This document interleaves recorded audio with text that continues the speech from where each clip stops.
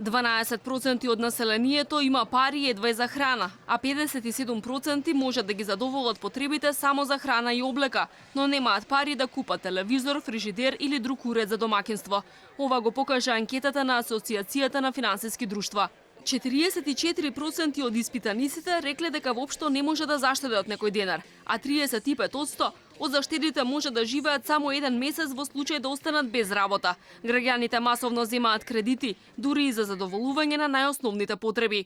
Истражувањата покажуваат дека трите најголеми причини се поправките во домот, неочекувани финансиски потреби и други сервисирање на обврски. Причината поради која што тие нас не бираат, впрочем исто така битно да се напомене дека поради брзината, поради квалитетот на услугата кој што го добиваат за помала сума на побарани пари, како и едноставноста во процесот, односно секој клиент да може да аплицира.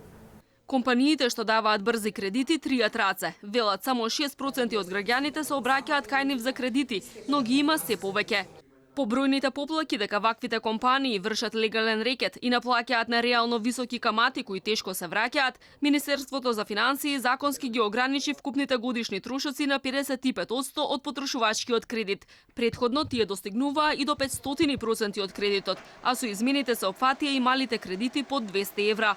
Граѓаните редовно ги сервисираат врските и нашите производи не представуваат потешкотија за нив. Во анкетата скоро 60% од испитаниците сметаат дека се просечно или слабо финансиски писмени, а 36% воопшто не обрнуваат внимание и им се неопходни дополнителни информации. И покрај тоа Народната банка предвидува дека граѓаните и фирмите ќе продолжат да се задолжуваат, но некои и да штедат. Кредитниот раст во следните 3 години треба да изнесува 8%, а депозитниот раст над 8,5%.